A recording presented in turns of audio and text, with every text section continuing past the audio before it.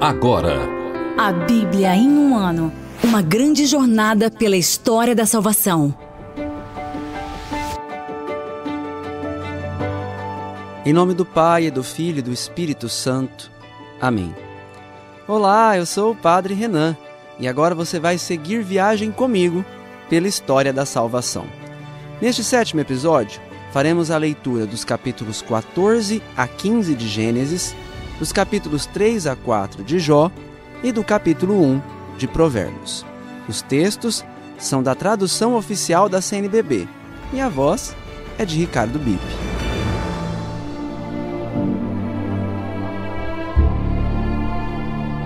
Vitória de Abrão e bênção de Melquisedeque. Gênesis 14.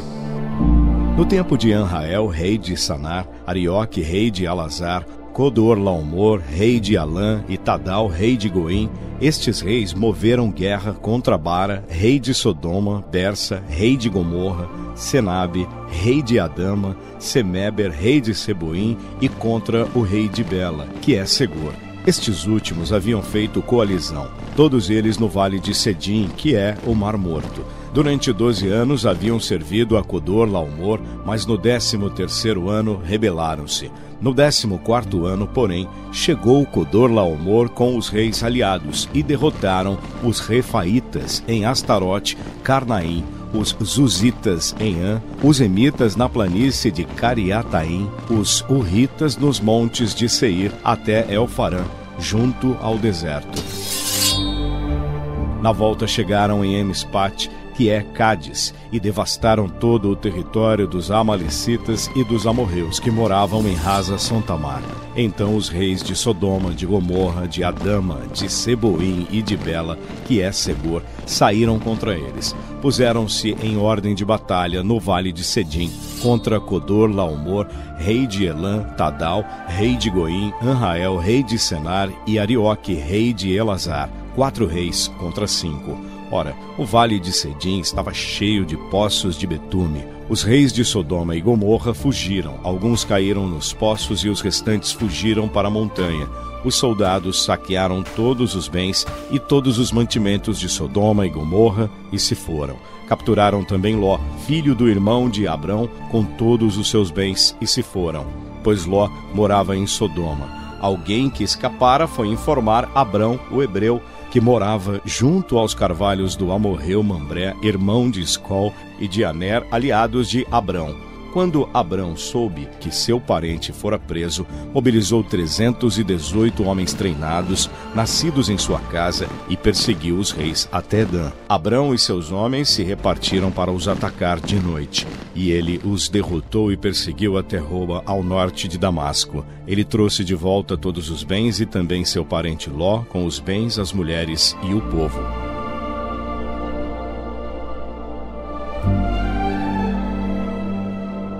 Abrão e Melquisedeque. Quando Abrão voltava da vitória sobre Codorlaomor e os reis aliados, saiu-lhe ao encontro o rei Sodoma, no vale de Savé, que é o vale do rei. E Melquisedeque, rei de Salém, trouxe pão e vinho e, como sacerdote de Deus Altíssimo, abençoou Abrão, dizendo: Bendito seja Abrão pelo Deus Altíssimo, Criador do céu e da terra. Bendito seja o Deus Altíssimo, que entregou teus inimigos em tuas mãos. E Abrão entregou-lhe a 10ª parte de tudo. O rei de Sodoma disse a Abrão: Entrega-me as pessoas e toma os bens para ti. Abrão, porém, respondeu ao rei de Sodoma: Levanto minha mão para o Senhor, o Deus Altíssimo, Criador do céu e da terra. Não tomarei nenhum fio, nenhuma correia de sandália, nem coisa alguma do que é teu, para que não digas: enriqueci a Abrão, nada para mim, senão o alimento dos jovens e a parte de Aner, Escol e Mambré, os homens que foram comigo, cada um deles receba a sua parte.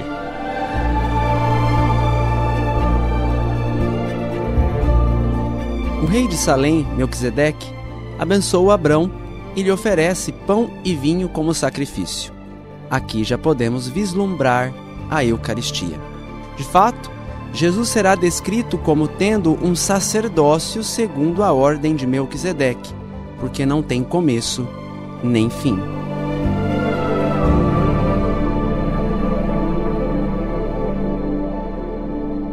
promessa do herdeiro, aliança. Gênesis 15. Depois desses acontecimentos, veio a Abrão numa visão a palavra do Senhor, dizendo: Não temas, Abrão, eu sou teu escudo protetor, tua recompensa será muito grande. Abrão respondeu: Senhor Deus, que me darás? Eu me vou sem filhos, e o herdeiro da minha casa é Eliezer de Damasco. E acrescentou: Como não me deste descendência, um escravo nascido em minha casa será meu herdeiro. Então lhe veio a palavra do Senhor, dizendo: Teu herdeiro não será esse. Alguém que saiu de tuas entranhas será o teu herdeiro. E conduzindo-o para fora, disse-lhe: Olha para o céu e conta as estrelas, se fores capaz. E acrescentou: Assim será tua descendência. E Abrão creu no Senhor, e isso lhe foi creditado como justiça. E Deus lhe disse: Eu sou o Senhor que te fez sair de Ur dos Caldeus para te dar esta terra em posse. Abrão lhe perguntou: Senhor Deus, como poderei saber que vou possuí-la? O Senhor lhe respondeu: Traze-me uma novilha de 3 anos, uma cabra de 3 anos e um carneiro de 3 anos, além de uma rola e um pombinho. Abrão trouxe-lhe todos os animais, cortou-os pelo meio e dispôs as metades uma em frente da outra, mas as aves ele não partiu. Os abutres precipitavam sobre os cadáveres, mas Abrão os afugentava. Quando o sol ia descendo, um sono profundo caiu sobre Abrão, e de repente veio sobre ele terror e intensa escuridão. E o Senhor disse a Abrão: Fica sabendo que teus descendentes viverão como migrantes numa terra que não lhes pertence. Serão reduzidos à escravidão e oprimidos durante 400 anos. Mas eu julgarei a nação que eles haverão de servir, e depois sairão dali com grandes riquezas. E quanto a ti, irás para os teus pais em paz. Serás sepultado depois de uma velhice feliz. Na 4ª geração, teus descendentes voltarão para cá, pois a iniquidade dos amorreus ainda não completou a medida. E depois que o sol se pusera, houve densa treva, e um braseiro fumegante e uma tocha em chamas passaram por entre os animais repartidos. Naquele dia o Senhor fez aliança com Abrão, dizendo: A tua descendência darei esta terra, desde o rio do Egito até o grande rio Eufrates. Os quenitas, os cenezeus, os cadmoneus, os heteus, os ferezeus, os refaitas, os amorreus, os cananeus, os gergeseus e os jebuseus. Ouvimos que Deus estabeleceu uma aliança com Abrão. O Senhor assegura que será fiel à sua promessa, a de que dará a Abrão uma família, de que ele terá uma terra e de que o mundo será abençoado por ele. As promessas de Deus são, no fim das contas, uma ação da misericórdia, porque Ele sabe, no fim das contas, que somos incapazes por nós mesmos de sermos fiéis à aliança. Queixa de Jó. Monólogo inicial de Jó. Jó capítulo 3.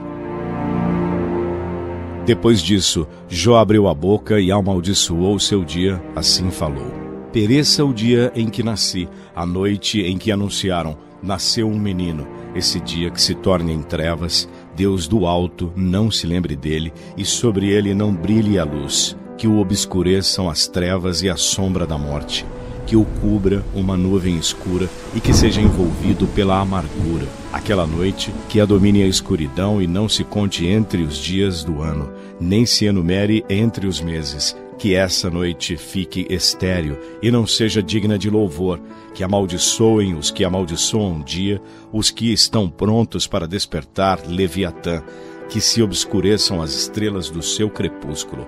Que ela espere pela luz e a luz não venha. Que ela não veja as pálpebras da aurora, pois não fechou a porta do ventre que me trouxe, e não escondeu dos meus olhos tantos males, porque não morri no ventre materno, ou não expirei logo ao sair das entranhas? Porque em 2 joelhos fui acolhido, e em 2 peitos fui amamentado? Pois agora, dormindo, eu estaria calado e repousaria no meu sono, com os reis e governadores da terra, que constroem para si mausoléus, ou com os nobres que possuem ouro e enchem de prata suas casas, ou como um aborto ocultado, eu não existiria, ou como os que concebidos nem chegam a ver a luz. Ali acaba o tumulto dos ímpios, ali repousam os que esgotaram as forças, e os que haviam sido prisioneiros não são mais molestados, nem ouvem a voz do capataz. Ali estão pequenos e grandes, e o escravo está livre do seu senhor, porque a luz foi dada a um infeliz e a vida aos que têm a alma amargurada. Eles aguardam a morte e ela não vem, e até escavam procurando-a mais que a um tesouro. Eles se alegrariam intensamente e ficariam muito felizes diante do sepulcro, porque então dará luz alguém cujo caminho está oculto e a quem Deus cercou de trevas. Em vez de comer, fico suspirando, e os meus rugidos transbordam como água. O que eu mais temia aconteceu comigo. O que eu receava me atingiu. Não dissimulo, não me calo, não me aquieto. Caiu sobre mim a tormenta.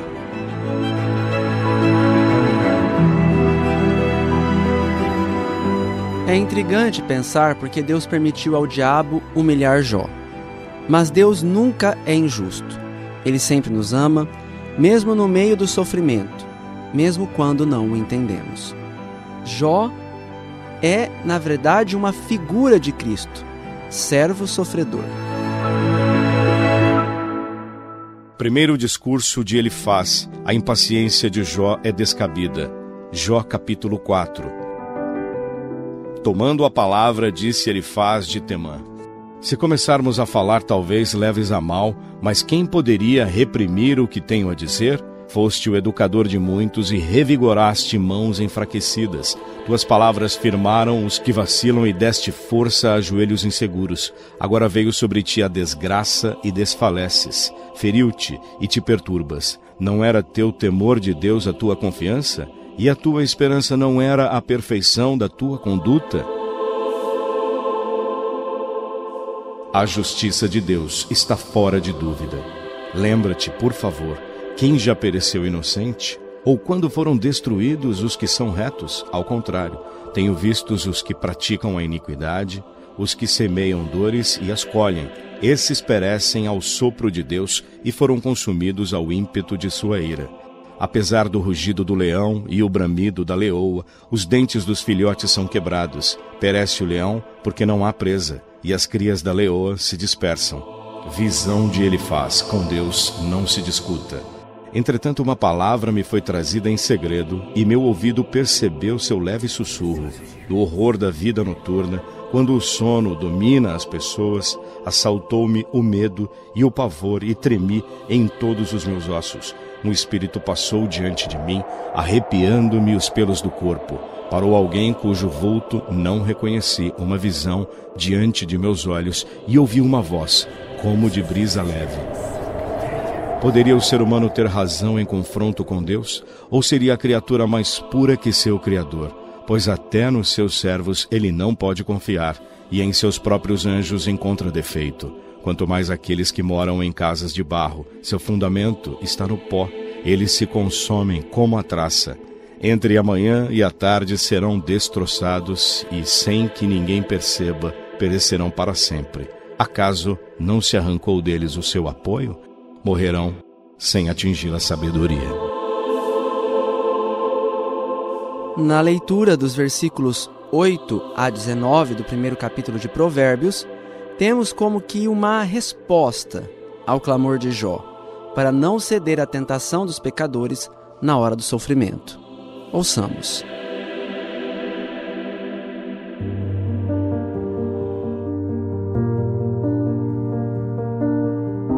Provérbios 1, de 8 a 19. Evita a companhia dos violentos.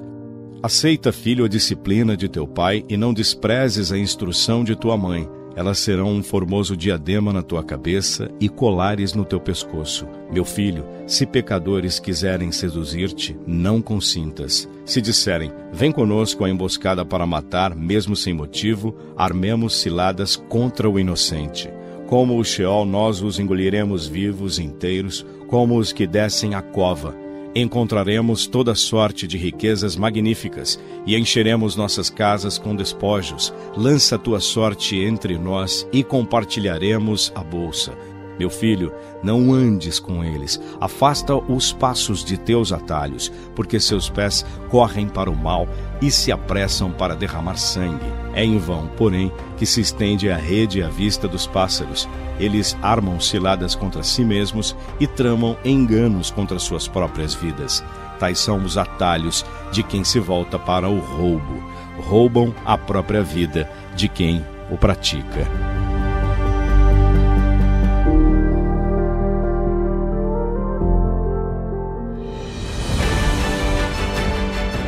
No próximo episódio, vamos ouvir os capítulos 16 a 17 de Gênesis, os capítulos 5 a 6 de Jó e o restante do capítulo 1 de Provérbios.